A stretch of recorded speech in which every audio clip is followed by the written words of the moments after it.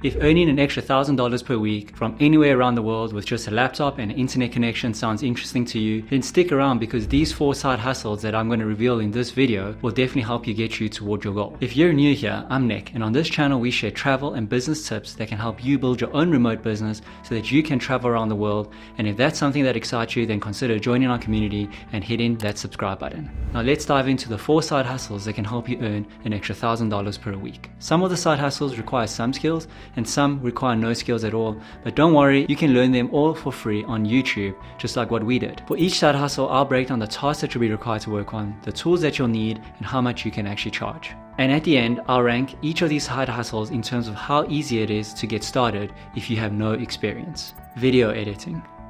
As of 2023, over 1 billion hours of video are watched on YouTube every single day. 91% of businesses are incorporating video into their marketing strategy in order to grow their brand and revenue. These stats indicate just how important video has become for businesses. And therefore, if you have any video editing skills, you're in high demand. As a video editor, you'll have the chance to work on some really exciting projects like helping clients launch their courses by editing their instructional videos, creating engaging reels for your clients' social media channels so that you can help them boost their brand and awareness, editing long-form content for YouTube or their podcasts, editing your clients' highlights or recap videos from their past events so that they can use those videos to get more sponsorships. So how much can you actually charge as a video editor? The average hourly rate, according to ZipRecruiter in the United States, is $31.6. This rate can vary depending on your experience, the geographical location, as well as the complexity of the projects. If you've got some experience in video editing, I'd highly recommend that you charge a little bit more than the $31.6 per hour. The tools that you'll need as a video editor is just a laptop. But I'd highly recommend that you guys invest in a decent laptop. And the reason why is because I vividly remember editing off our 10-year-old Mac. It was extremely hard to edit because the footage that we imported into the computer would just lag every single time. So you wouldn't even know whether you're actually making the right cuts or the right edits. The minimum that I recommend to anyone is to at least get the newer models of the MacBook Airs with at least 512 gigs of storage, and if your budget allows, you can upgrade to the MacBook Pros, which will definitely be enough for any type of workflow. When it comes to the software, I'd recommend these 3. The first one is Final Cut Pro, the second one is Adobe Premiere Pro, and the third one is DaVinci Resolve. The software that we're using to edit all our footage and our clients' footage is the third one, which is called DaVinci Resolve. I'd highly recommend using this software if you're just starting out, and the reason why is just because they've got a free version which covers about 95% of all the features that you'd actually need. But ultimately, it doesn't really matter which software you choose. All of them are good enough for you to get your clients' work done. We've used all 3 of them. We just prefer DaVinci Resolve, so I guess you just got to decide which one suits your workflow better and which one you prefer.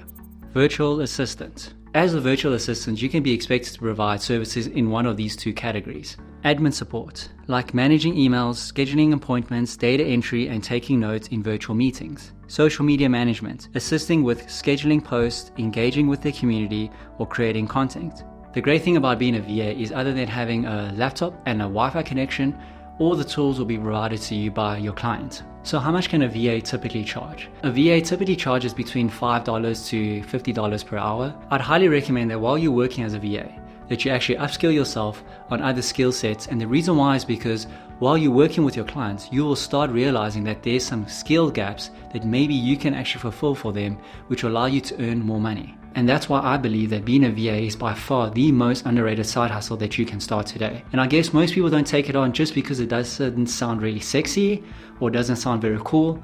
But from my perspective, I feel like a VA is kind of like the top of funnel for a business. It's a low ticket item that can lead to high ticket sales. And the reason why it can lead to high ticket sales is because you've built the trust with the client already. For instance, Tams recently had a client that was running an event and needed some last minute videos to be edited.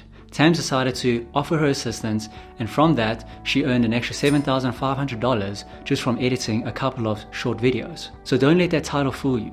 Being a VA can open doors to some really incredible opportunities that can help you easily earn $1,000 extra per week.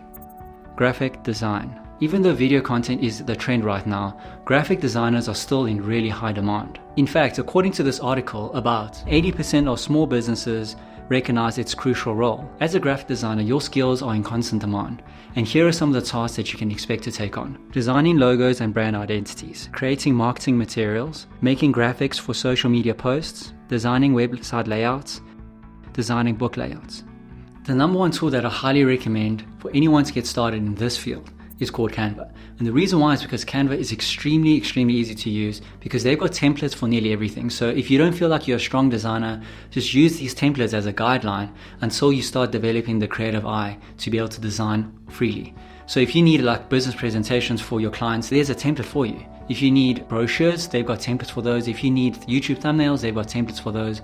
And so that's why I'd highly recommend Canva. The best part of it is that Canva's actually got a free version. So if you just want to try it out, you can try it out on the free version forever. And once you've got a couple of clients, you're more than welcome to pay for more features if you want. And I think the paid version is only $120 for a whole year, which is really cheap considering the amount of tools that you actually get inside Canva. While Canva is perfect for about 90% of your clients' work, there are things that you can do in Adobe Suite that you actually just can't do in Canva. And that's the reason why if you add Adobe Suite to your toolkit, you'd be able to handle any project that comes along your way. A freelance designer's rate typically ranges from $15 to about $150. And of course, the same as video editing, it depends on the experience that you have as well as the complexities of the projects that you're taking on. Web design. With 75% of consumers judging a company's credibility based on its website design, it is clear that having a website in this day and age is extremely important for you to establish credibility and trust with your customers. Here are some of the tasks that you'll be required to do if you're a web designer. You can either design someone's website from scratch, you can update existing websites, or you can provide website maintenance for companies. Building a website might sound daunting to you, and the reason why is probably because you think you might need to know some sort of code in order to develop the website. Well, I'm here to tell you that those days are long gone. With AI and drag and drop website builders, you no longer actually need to learn how to use code in order to build a website. I will be honest though that there is a slight learning curve to some of the more technical sides of building a website. But I am confident that if we're able to learn it for free on YouTube, that you'd also be able to do it. And it just takes a little bit of experience and playing around with things for you to actually understand how some of the things work. Here are some of the tools that we use to build our clients' websites. For design, we use Canva and Adobe. For hosting and domain, we use Bluehost. For the WordPress theme, we use AstroPro. For the drag and drop site builder, we use a tool called Elementor. They've got a paid and a free version. The only version that we use is a free version, and that's more than enough for us to build websites for our clients. A freelance web designer can typically charge anywhere between $50 and $100 per hour. And if you want them to revamp your website or you want them to build a website from scratch, that can range anywhere between $1,000 to about $5,000 for a basic website. So as you can see, as a web designer, you'd only need to build about 2 to 3 websites per month in order for you to earn a minimum of $1,000 per week. So this is how I'd rank these 4 side hustles in terms of difficulty to get started. 1 being very easy to get started, and 10 being extremely difficult to get started. For virtual assistant, I would say it's a 1 out of 10. You don't really need much to get started. You just need a laptop and an internet connection. So I would say this is the perfect entry-level gig for anyone to get started if they want to build a business online. For graphic design, I'd say it's about a 4 out of 10. The reason why is because Canva makes things so much easier for you with their templates. However, good design still takes time for you to develop. So that's why I would say it's a little bit harder than being a virtual assistant. For web design, I would say it's about a 6 out of 10. And the reason why is because even though you don't need to know how to use code, because of the site builders and AI that can assist you, there are some technical things that I mentioned earlier that you might only be able to pick up through experience. For video editing, I would also rate it a 6 out of 10 because the basics are easy to learn, but in order to get good at video editing, it still takes quite a lot of time. There are some nuances that only come really with experience. The other thing you should consider with video editing is that the barrier to entry is a little bit higher than the other 3. And the reason why is because you actually do need a decent laptop to get started. And the second thing is you do need really good internet connection because you'll be sending and receiving large files from your clients. So those are the 4 side hustles that can help you make an extra $1,000 per week. I'd highly recommend jumping into one of those today. Comment below on which side hustle that you're the most excited to get started on. And don't forget to check out this video on the 5 lessons that we learned taking our business past 6 figures. Thanks for watching, and I'll see you in the next video.